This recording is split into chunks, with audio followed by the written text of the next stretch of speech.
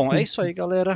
Eu e Daniel estamos aí ao vivo no canal Pista Livre, em várias plataformas, na Twitch, na Kik e no YouTube. E eu, primeiro de tudo, antes de a gente começar a entrar no assunto, duas notícias, né? A primeira delas é que fazem 10 anos que Michael Schumacher sofreu um acidente.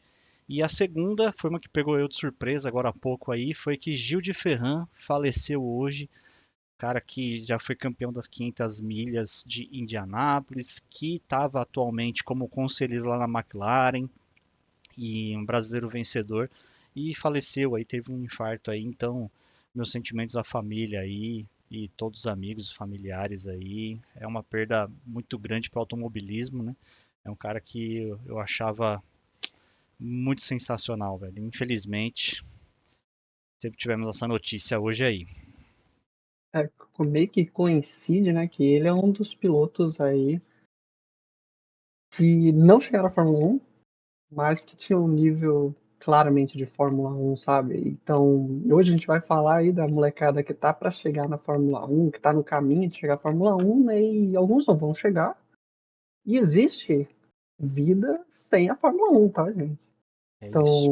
o Gil de Ferran foi campeão da Indy, das 500 milhas, né, de Indianápolis. É um cara extremamente respeitado no mundo. Você vai ver as postagens que tem aí, muita gente respeita ele. Mas às vezes a gente pega muito aquele negócio de, não chegou na Fórmula 1, não deu certo, sabe? Eu já ouvi esse tipo de frase.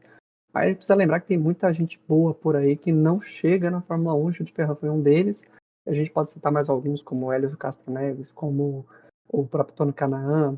São caras que não conseguiram chegar na Fórmula 1, mas faz parte. Hoje é molecada, né, Felipe? Hoje a gente vai falar da molecada, da garotada, da loucuragem que essas crianças fazem nas pistas aí, por aí afora. Então vambora, vamos começar.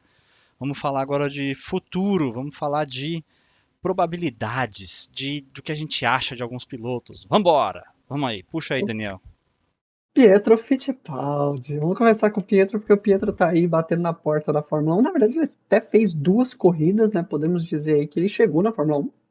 Tá? Ele correu lá duas corridas, né? Quando o Romain Grosjean se acidentou na corrida de Sakir, no Bahrein. A famosa batida que ele pega fogo e surge das cinzas lá.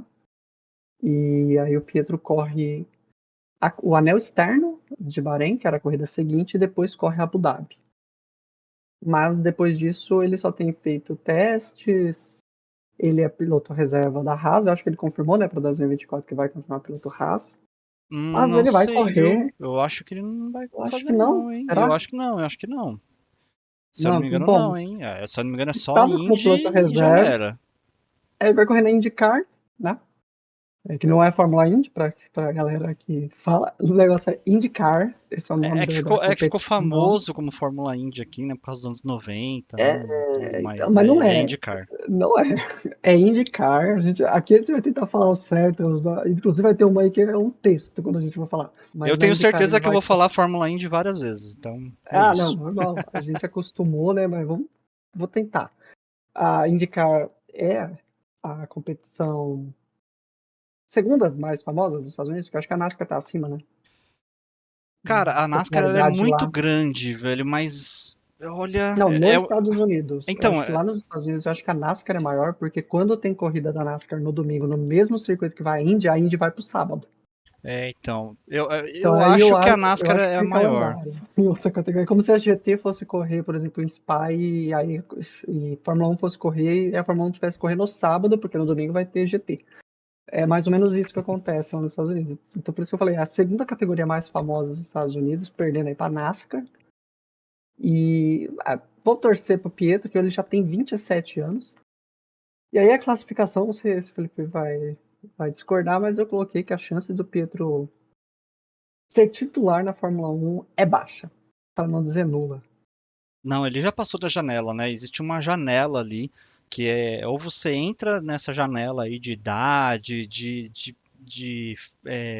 competição, assim, da onde você saiu, quanto tempo você ficou parado, ou você pega essa janela ou esquece, já era. Então o Pietro, ele praticamente uma chance de entrar como titular em qualquer equipe praticamente nula. Era muito inviável já. Ele não era um piloto novo já com 27 anos, mas acho que a mesma idade do Nick De Vries também. Então, as equipes já não viam uma ascensão do piloto em si. É, Infelizmente, né, Fórmula 1 é isso. Você tem que estar na hora certa, no lugar certo e tudo se alinhar para você conseguir entrar numa equipe, né? O Pietro, infelizmente, é muito difícil. Só se cair um cometa e três caras desistir, abandonar e falar, não quero mais não, vai, chega. Eu E acho que olha as lá. chances do Pietro correr na Fórmula 1 teriam que ser na Haas e, tipo, no mesmo momento saiu o Magnussen e o Huckenberg ao mesmo tempo. Não, e Porque eu ainda acho até que o se um dos dois saísse, eu ainda acho que o Gunter liga pro Grosjean. eu acho que eles chamariam o Schumacher de novo, chamaria, Olha, chamaria o Giovinazzi de novo, muita gente ali, velho. Chamaria até o Kubica de novo, mas eu acho que o Pietro eles não chamariam. é muito difícil. O É isso. próximo da lista é o que todo mundo clama, né? Drugo, Drugo. É ele mesmo, Felipe Drogovic. Drogovic tem 23 anos, hoje reserva e piloto de desenvolvimento da Aston Martin. Muito aclamado, muita gente fala muito bem dele lá dentro da equipe, apesar que assim, do Pietro também falavam, mas na Aston Martin falam bem, falam que ele cumpre as coisas quando precisa. A única vez que deram para ele um jogo de pneu macio e falaram, ó, pode correr, ele meteu um P2 no treino. Foi. São coisas importantes de se acontecer. Para quem não lembra, né, no passado 22 ele foi campeão da Fórmula 2. No terceiro ano dele, é importante a gente frisar isso, porque às vezes a gente se empolga com o título, mas quanto mais tempo você passa numa categoria de acesso, né, o peso do seu título vai ficando um pouco menor. Ah, Daniel, mas é um título. Sim, é um título, mas foi no terceiro ano. O primeiro ano dele, ele foi bem na MP Motorsport. Aí ele foi para a Invicta Virtuose e teve um ano muito difícil, muito complicado. E aí no terceiro ano ele volta para a MP e é campeão. E campeão, assim, de forma convincente. Só que aí, tipo, ele já tá no terceiro ano, os principais competidores dele já saíram, e isso, para mim, deu uma atrasada. E é por isso que eu vou colocar que as chances do Drogovic entrar na Fórmula 1 são médias. Ele tem ali uma porta boa para poder entrar, que a Aston Martin deixou ele como piloto reserva ali. Tempos em tempos. Inacreditável, eu preciso fazer esse parênteses. Todo maldito ano, a Racing Point e Force India, Aston Martin usou o piloto reserva. O Felipe Drogovic sentar no banco reserva, nem o Fernando Alonso nem o Stroll se machucaram a ponto de não poder correr. Porque o Huckenberg correu por 3 anos. Substituiu Pérez, Stroll, Vettel e tudo mais. E aí, quando veio o Drogo, ele não substituiu. Porque eu garanto que se ele tivesse feito aquele GP do começo do ano, as coisas poderiam ter sido diferentes. Ele estava muito bem no treino de pré-temporada. Mas agora eu acho que as chances dele são médias. O Stroll é cativo, sai só quando quiser, e o Alonso tem mais um ano de contrato aí. E aí é onde ele tem que mostrar serviço nos treinos livres e nas rodagens que ele vai ter aí com os outros carros anteriores, para mostrar que ele está pronto para entrar no carro de Fórmula 1, né? Mas não sei, você acha, mas eu acho que o Drogovic tá ficando como média. O Drogovic, ele tem um aporte financeiro ali de patrocinadores ok, ele não tá assim sem esse aporte. O que pesa para ele é que ele foi um cara que ganhou a Fórmula 2 no terceiro ano. Apesar de ter ganhado de forma muito convicta, ganhado antecipadamente, quando o cara ganha no terceiro ano, é meio que quase as equipes enxergam meio como se fosse uma obrigação do cara ganhar, entendeu? Ganhou porque tinha que ganhar, porque já tá lá há 3 anos e muita gente que tá correndo ali tá estreando na categoria. É diferente de um Piastri, por exemplo, que chega e ganha no primeiro ano todas as categorias. O cara tipo, praticamente é certeza que ele vai ter um assento em algum momento lá, né? É o caso, por exemplo, que a gente provavelmente vai ver do Kimi Antonelli lá, que até subiu de categoria agora direto para a Fórmula 2, pulou a Fórmula 3 ali. Eu acho que o Drugo ele é um cara muito bom, é um cara muito consistente. Ele tem o racecraft dele lá, né? Aquele ritmo de corrida dele é bom. Uh, Talvez em outra equipe ele tenha alguma chance, mas sinceramente o Stroll não vai sair tão cedo, a não ser que realmente o cara tá de saco cheio e tal, mas já teria tido algum tipo de anúncio, alguma coisa assim. Tem muito boato, né, de que fala que a equipe vai ser vendida, de que o Stroll quer aposentar, de que a mãe dele tá enchendo o saco pra ele jogar tênis. Só que o Stroll pai já falou que é tudo, o Lawrence, né, Stroll já falou que não investiu milhões de dólares lá para vender ali, então a ideia dele é lucrar com o tempo. Então ele deixou bem claro que a ideia é ele continuar ali. Muitas vezes na Fórmula 1 a gente sabe que o que o pessoal diz não é necessariamente o que está acontecendo, mas há fortes indícios aí de que realmente o Stroll permaneça. O Alonso, quanto mais ele ficar, para ele melhor. Sinceramente, eu acho que ele ainda vai pedir mais uma renovação, não está perto de aposentar. Você vê que o cara tem vontade de ganhar, tem gana. Eu acho que pro Drugo, talvez um assento. Eu acho que esse ano, por exemplo, ele apostou na Williams para tentar o assento lá do Logan Sargent. E eu acho que ele botou todas as fichas lá, tanto é que ele negou teste na IndyCar, negou a WEC, teve outras propostas aí que não foram Fórmula E, divulgadas. Fórmula E também tinha sido pela Maserati. Maserati, também foi negado também, né? Porque eu acho que ele estava apostando na Williams e não rolou. Então, assim, esse próximo ano, até o final do ano, se ele não conseguir nada, a janela tá passando. E aí o bonde anda e já era. Eu acho que esse é o ano crucial para ele. Se ele não conseguir nenhuma equipe do meio do ano para frente, esquece.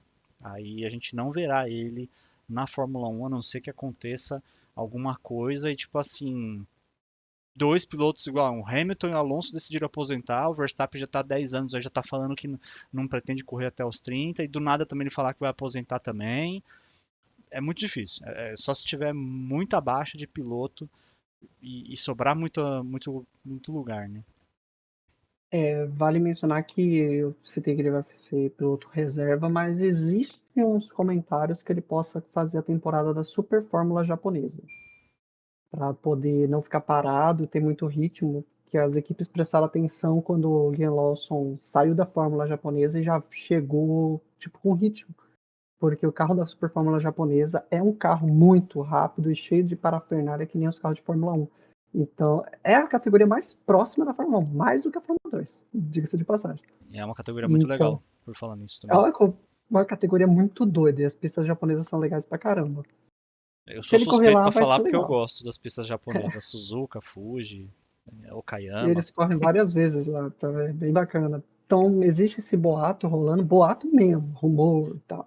Não é nada de oficial, mas que as equipes olharam que a Super Fórmula japonesa pode ser um local para você colocar o piloto jovem para ele pegar ritmo de corrida e tal. A galera prestou atenção que o Leon Lawson deu certo lá. De repente é um caminho, coloca os moleques para correr no Japão. Primeiro, que é afastado do ciclo da Europa, os caras não assistem isso, então não vão ficar enchendo o saco do moleque. E ele pode fazer um trabalho bacana. E o próximo rapazinho aí é o Enzo Fittipaldi, tubarãozinho. Tubarãozinho. Terceiro ano dele agora na Fórmula 2, mesmo caso que eu citei do Drogovic, tá?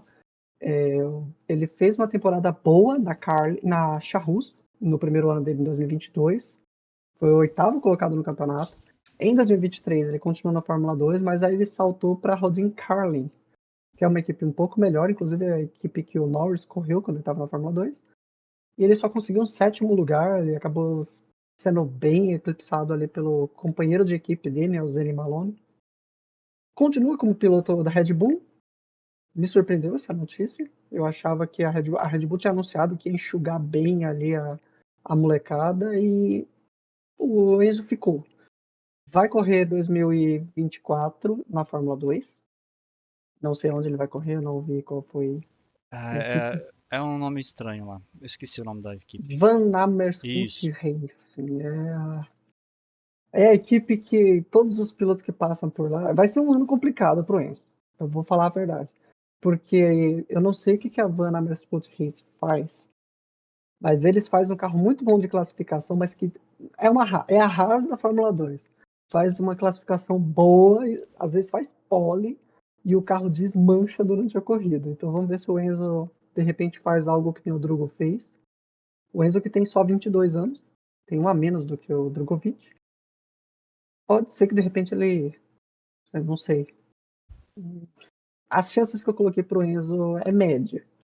Ele ganhando esse título da Fórmula 2, de repente, abre portas para ele, até porque o Pietro tem os contatos da Haas e tal, né? Quem sabe, de repente, algo do tipo pode acontecer. Mas são médias, e depois eu vou explicar por que o Enzo é média.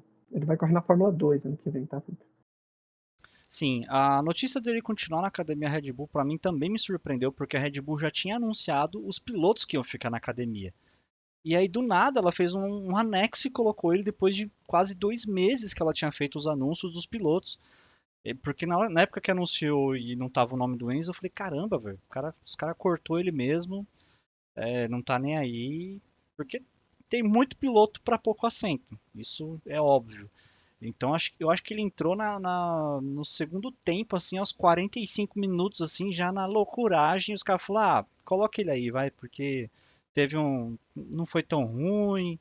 O Enzo, ele vai para essa equipe, muita gente vai questionar, né, falar, pô, mas os carros são equilibrados, todos os carros ali, se eu não me engano, são feitos pela Dallara, a parte de chassi, toda a parte de motorização, tudo equilibrado, e você tem o setup liberado e escolha de composto de pneus. Só que tem uma questão financeira, né? Por mais que você não consiga desenvolver o carro ao longo da temporada, você tem a questão de você ter um engenheiro melhor. Você pode ter um engenheiro somente para trabalhar o piloto, a parte de driver coach. Aí você pode ter um piloto somente para cuidar da parte de motor. Aí você tem um engenheiro só de performance, um engenheiro para várias áreas do carro. Algumas equipes não têm essa condição de manter esse grupo técnico muito grande. Então, você às vezes tem muito engenheiro que é o engenheiro de pista, ao mesmo tempo é o engenheiro de performance. O engenheiro de pista é aquele que a gente vê mais, né? Que é aquele que fica no rádio e conversa direto com o piloto, né? Então, o engenheiro do piloto ali. E às vezes esse mesmo cara é o engenheiro de performance também, às vezes ele traça as estratégias. Normalmente, em equipes pequenas, o engenheiro ele é meio que um cara faz o serviço de três, quatro engenheiros. Por isso que em outras categorias do mundo, mesmo com equilíbrio, assim, por exemplo, a Stock Car, a Fórmula 4, você tem essa mesma situação também, né? De uma equipe despontando e você fala, pô, mas o carro é igual. O carro até pode ser similar, não vou dizer igual porque é nada mais diferente do que dois carros iguais. Porém, tem esse ponto desse grupo técnico aí que pesa muito. E essa Mas tem um equipe. detalhe também. Não é só material humano, não. Ferramenta. A equipe Sim, mais fraca não tem dinheiro, por exemplo, para comprar tantas peças. Quando eu falo peças, não é peça pro carro, não. É chave de boca, chave de fenda, escambau. Os caras têm uma marca lá, porque a Prema consegue comprar, porque a Invicta consegue. Aí chega na Charrus, os caras não têm o mesmo kit. Não tem a mesma pistola para tirar o negócio. É tudo muito diferente. Tá? É bem garagista a questão da Fórmula 2. Então, sim, o material humano e o material de trabalho dos caras mudam. Tem equipe com mais computador do que outra, por exemplo. Ah, Daniel, mas sim. é computador. É, mas aí eles analisam mais dados aí no final de semana que já é corrido. Você tem um engenheiro só para análise de dados, né? Então você consegue ter essa informação muito mais rápido. Imagina, você tem um engenheiro que está fazendo só análise de dados, aí você tem um outro que está cuidando do piloto. Então você não precisa dividir sua atenção para várias coisas. Então um cara só já consegue resolver vários dos problemas assim. É muito mais fácil, né? Você não precisa cuidar de todos ao mesmo tempo. Você só se mantém focado ali no que precisa mesmo, né? Então tem essa diferença. O Enzo, eu acho que ele é um piloto tá de médio para bom. Eu acho que ele tem uns lampejos muito interessantes, mas tem momentos que eu acho que ele vai brilhar e de repente ele apaga e começa a ser tomar ultrapassagem. Tem corrida que ele disputa muito bem e tem corrida que do nada ele vai lá e dá umas estabanadas assim e perde 4, 5 posições. Muitas vezes é questão de ele está mal posicionado em questão de outros acidentes. Às vezes ele está num local errado na hora errada e muitas vezes o piloto com experiência ele consegue se prevenir de alguns acidentes meio absurdos assim. Você vê que o pessoal está disputando, batendo roda com roda. Você tem alguns locais da pista que você pode permanecer para evitar ter um problema para o teu carro aí. O Enzo ainda está nessa transição e eu acho que, sinceramente, ele não tem chance não. O Daniel acho que ele tem uma chance média, eu acho que ele não tem chance, cara. É porque um Porque título na Fórmula 2 pode mudar, mas porque eu coloquei média por causa disso. Vai que, mas acho que tem um ponto. Tudo que você citou do Enzo, eu acho que começa num problema que eu acho crônico nele. O Enzo ele se classifica muito mal. Ele sim, não consegue preparar o carro, o pneu e ele classifica sempre muito mal. Todas as corridas ele tá sempre largando e tendo que escalar e escalar e escalar. Quando isso era na Charrus, não era um problema, porque você tinha uma equipe mais fraca, até que teoricamente mais fraca lá no fundo do grid, então naturalmente você vai largar atrás, e quando ele chegava num pódio pela Charrus, pô, vitória, mano, olha lá o que ele fez.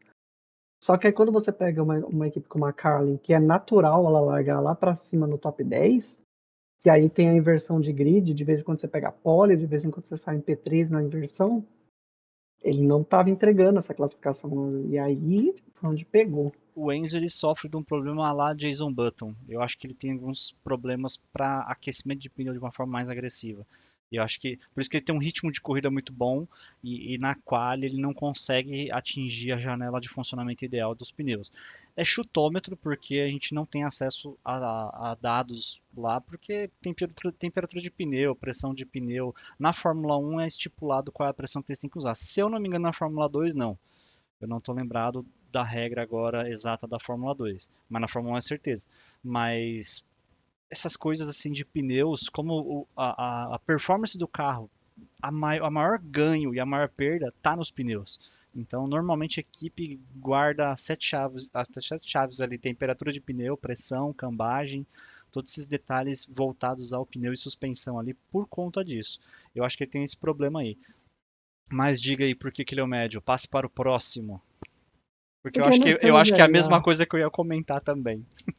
a dificuldade do Enzo é que tá vindo um moleque de 19 anos aí, super aclamado aí pelo público brasileiro, que é o Gabriel Bortoleto, que É vem isso. embalado por 2 anos muito bons. Ah, Daniel, mas ele não ganhou a FRECA, Fórmula European Regional, Fórmula 3 Regional Europeia. Ele ficou em sexto colocado, só que ele virou esse jogo porque todos os 5 pilotos que ficaram na frente dele da FRECA tomaram pau dele na Fórmula 3. Então a vingança veio bacana, porque ele ganhou no primeiro ano a Fórmula 3. Ele vai para a Fórmula 2 correndo pela Invicta Virtuosa, que é uma equipe boa, mas é a mesma equipe que o Drogovic pegou no segundo ano dele e não deu certo. Porém, a vantagem do Gabriel Bortoleto é que ano que vem os carros da Fórmula 2 vão ser todos novos. Verdade. Vai mudar um pouco o regulamento da Fórmula 2 para ano que vem no carro e tal. Ainda vai ser o motor Mecachrome, aquela porcaria que vive dando pau do nada nos carros, que ninguém sabe por que acontece. Os carros vão continuar sendo meio que de papéis, então tocou já era. Mas o Gabriel Bortoleto chega com moral para a Fórmula 2. Vai ter um adversário à altura, que é o Kimi Antonelli, que a gente já citou, o italiano que é da academia da Mercedes. Ele vai pular direto da freca para a Fórmula 2, ele não vai fazer Fórmula 3. Vai ser um duelo de titãs, eles que já se enfrentaram anteriormente em outras categorias, vão trombar de novo. Estou torcendo pro Gabriel Bortoleto. 19 anos, que nem eu falei, eu acho que ele vai ter margem para ele tá numa janela boa, porque ele vai ter 19 anos. Se ele ganhar ou ficar em segundo de repente na Fórmula 2, ele vai correr 2024. 2024 vai terminar um monte de contrato. Um monte de contrato. É gente pra caramba que vai acabar contrato. E tem gente que tá fazendo hora extra na Fórmula 1. De repente, quem sabe, de repente, inclusive, entra uma Andretti querendo um piloto velho e um piloto novo. Muita coisa vai acontecer numa janela de tempo muito boa para ele. E mesmo que, de repente, não apareça ainda essa oportunidade, ele pode fazer um segundo ano, ser campeão no segundo ano, e aí sim, certeza que vai abrir vaga, porque seria o ano para entrar em 2026, que é quando muda todo o regulamento, né, gato? E o Bortoleto, para mim, é o brasileiro mais próximo da Fórmula 1. Ele é as chances mais altas possíveis de todo mundo que eu tô dizendo aqui. Bortoleto, ele tem um aval de Sir Fernando Alonso, um pilotinho aí qualquer. Ele tem um aporte financeiro agora, um patrocínio bem forte aí do banco. Fugiu o nome. Que foi que patrocinou a Alpine, mano. Ok. Fugiu o Ele nome. tá na O Stock, BRB, né? então. É o BRB, acho que é o BRB, BRB. BRB. É. Ah, ele ganhou a Fórmula 3 no primeiro ano de participação dele, isso é muito importante. Então agora a Fórmula 2 dele vai ser crucial. Se ele ganha a Fórmula 2 no primeiro ano, que igual o Daniel mencionou, eu tinha até esquecido como vai mudar o chassi do carro, vai mudar toda a estrutura ali do comportamento do carro. A vantagem dos pilotos, por exemplo, o Enzo, que estaria no terceiro ano dele, é nula. Ele anula essa vantagem do Enzo com essa experiência com esse carro da Fórmula 2. Então, a gente tem um grande problema aí para os pilotos que vão disputar mais de uma vez, né? E uma grande vantagem para o Bortoleto nesse ponto, né? Ele vai pegar um carro onde todo mundo vai descobrir como que ele funciona de primeira e o Bortoleto é um cara que é bom, ele é um cara que tem um carisma, ele tem. Eu acho que o Drogovic tem mais nesse ponto de marketing e tudo mais, mas o Bortoleto é um pouco mais novo também, dá para ele trabalhar um pouco isso aí, né?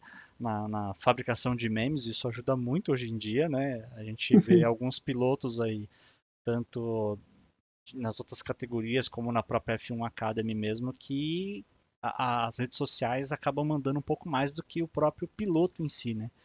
Marketing para equipe gratuito, vídeo Daniel Ricardo, Bianca Bustamante e alguns outros aí que às vezes não tem resultados tão expressivos, mas eles movimentam muito o marketing e toda a mídia social para a equipe e acaba retornando isso aí de outra forma. Eu acho que o Bortoleto, de todos também, é o que tem mais chance, até acima do Drogovic, porque o Drogovic já está um pouco mais velho, ele está aquele que eu disse, naquela janela crucial desse ano. O Bortoleto ele tem uma margem um pouco mais tranquila, ele consegue disputar agora a Fórmula 2 um ano, segundo ano de novo, terceiro ano se ele não for campeão nenhuma das vezes, né? A partir do momento que ele é campeão, ele não pode correr de novo. Eu acho que ele vai bem e eu boto fé no garoto, hein? Antes de ter passar para o próximo, tem um detalhe importante, né? Que eu não citei no Enzo, mas o Enzo de repente pode mostrar uma coisa diferente. E é a capacidade de sair de um carro e indo para outro regulamento. É só ver que na Fórmula 1 teve uma galera aí que sofreu com a mudança de regulamento de Verdade, o 26 Enzo para é muito 24. bom com isso, viu? O Enzo ele fez Pode os, ser um momento que os caras olham, velho. o Enzo ele fez os testes com a IndyCar junto com o Pietro e os tempos do Enzo eram muito similares com o do Pietro em poucas voltas. Ele se acostuma Sim. muito rápido com isso é uma característica muito boa dele. Ele não consegue tirar o 100% do carro logo de cara em quali, mas ele se acostuma muito rápido com o circuito e com o carro. Isso aí ele tem uma facilidade muito boa de aprendizagem. Os próximos rapaz aí é o que eu coloquei como baixa e quase nula as chances dele, que é o Caio Collet. Caio Collet que chegou até a Fórmula 3. Ele tinha propostas para a Fórmula 2, mas seriam em equipes mais baixas, né? E aí ele já está fazendo teste na Indy Next, que é a Categoria de categoria acesso, de, né, IndyCar, né? É categoria de uma categoria acesso. abaixo, né? Isso, é tipo uma segunda divisão ali para jovens pilotos, né? Que inclusive foi onde a Jamie Chadwick correu ano passado e outros pilotos mais jovens. Ele não tem nada acertado ainda, pelo menos no momento que a gente está fazendo essa live, não tem nada acertado.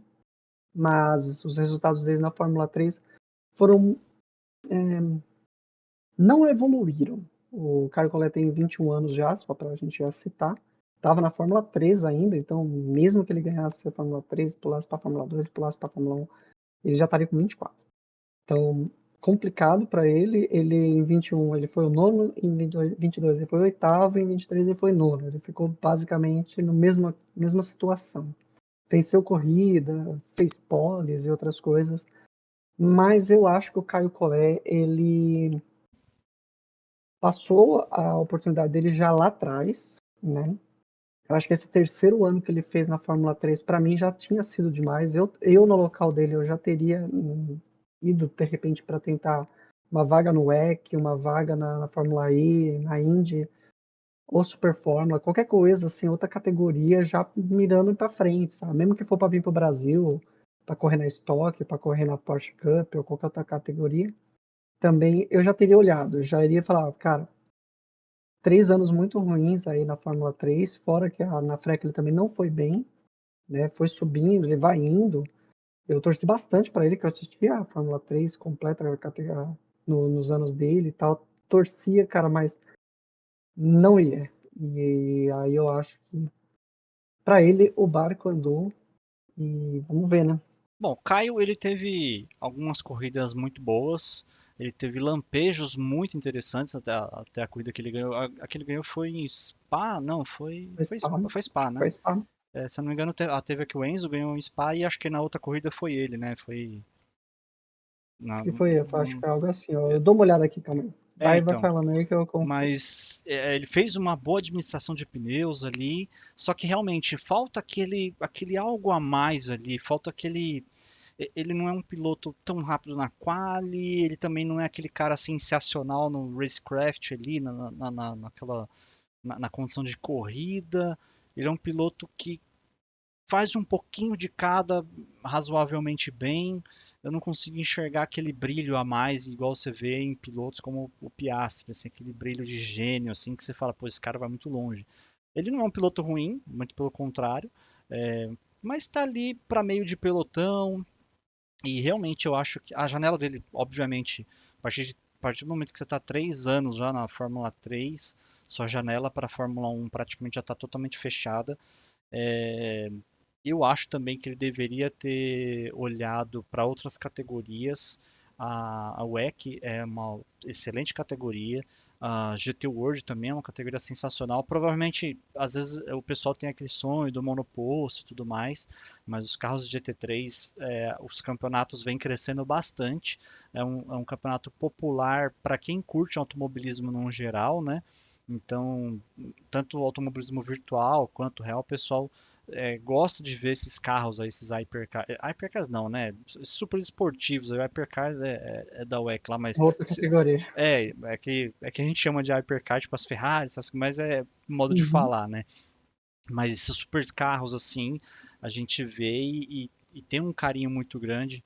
Então, eu acho que a GT World, apesar de não ser tão grandiosa quanto outras, era uma boa opção para quem curte carro fechado, assim, o carro turismo, carro estoque, esses carros que eu particularmente adoro, o GT3.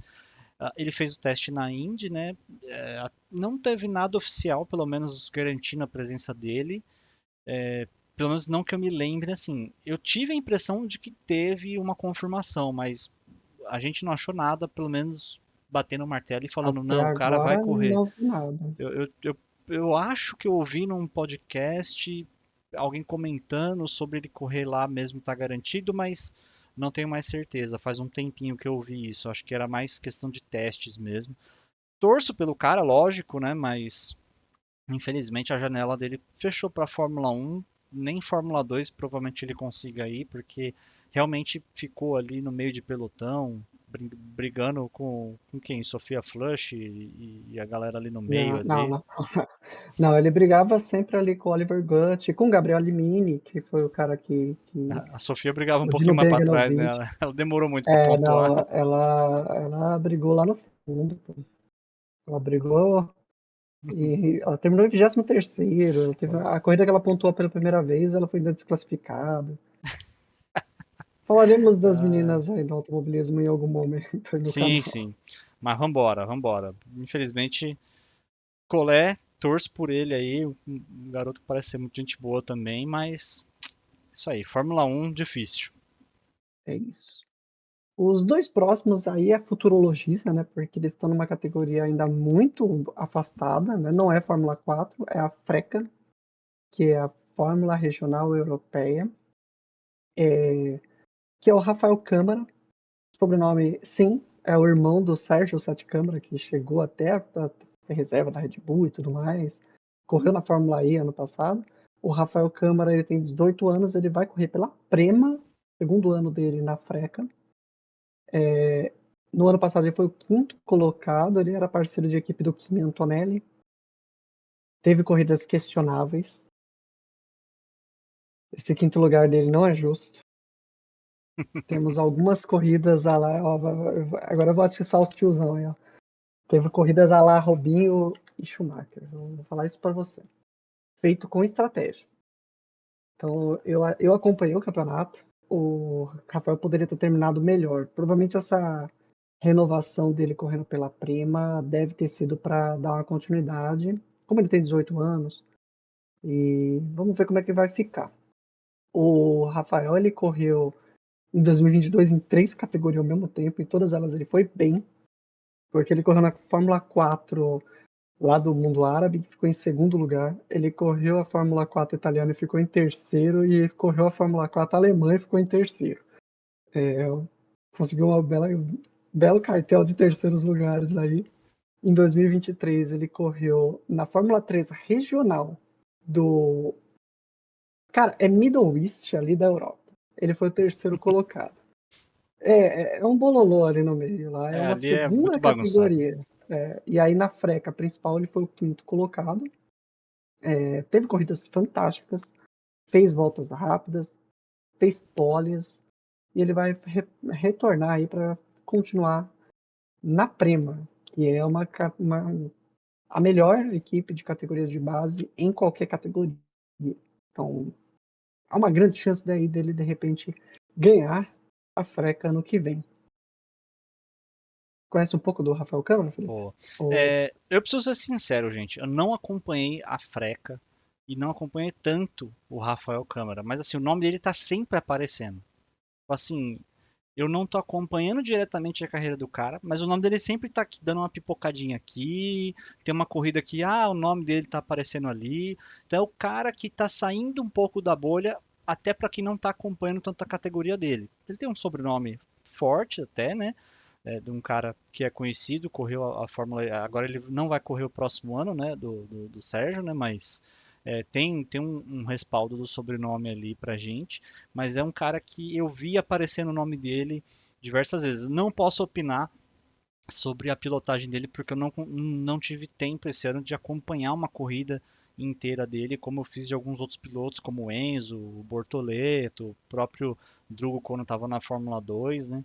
Então, acabei não acompanhando tão de perto assim a Freca e esses outros campeonatos aí menores. Mas, por ele estar sempre saindo dessa bolha aí, é promissor. Mas ainda acho que eu preciso estudar um pouquinho mais ali o jeito de pilotar dele, alguns detalhes ali, para poder dar uma opinião muito mais forte sobre isso. E o último, esse você conhece. Pedro Cleró vai correr na freca, ou seja, vai ser adversário do Rafael Câmara. Vai correr na Van Amersfoort Racing, que é uma equipe holandesa. A mesma que o Enzo vai correr, só que na Fórmula 2. Ele tem 16 anos, é o piloto mais jovem de todos esses que estão aí. Sai com mais tempo aí para trabalhar. Por exemplo, ele vai correr contra o Rafael Kalimann, que já tem 18, né, comparado com ele.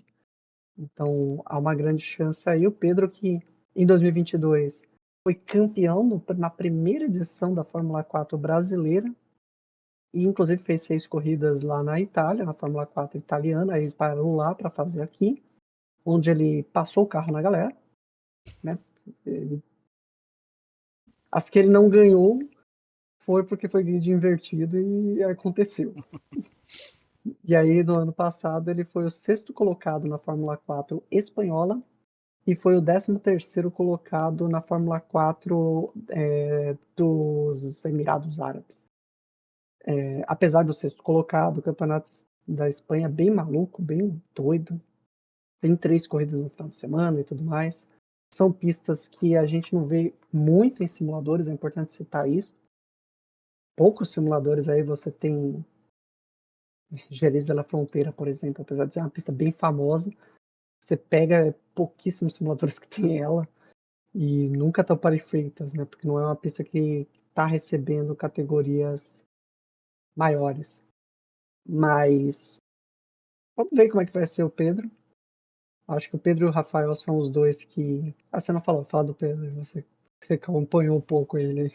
O Pedro, o Daniel tá falando isso aí. Pra quem não sabe, eu fiz parte da equipe de automobilismo virtual que o Léo Reis e o Dudu Barrichello criaram, que era a Leduc, né? E o Pedro Clerot, o Enzo Elias, alguns pilotos ali, né? Eles estavam na equipe também. Então eu tive a oportunidade de conversar com o Pedro Clerot, de correr com ele na pista ali, de ver como ele guiava e tudo mais.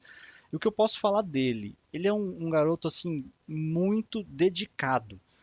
Por que que ele foi tão bem na Fórmula 4 Brasil? Ele já tinha feito 2 finais de semana na Fórmula 4 italiana, então ele chegou aqui muito mais preparado. E na época de Leduc, pelo menos, enquanto eu, o Dudu Barrichello, a galera estava andando de Mazdinha para os campeonatos da IRB, ele estava lá focado no Fórmula 4, correndo de Fórmula 4. Então, ele é um garoto muito focado. Boto fé nele. Ele é um garoto muito bom. Ele é rápido.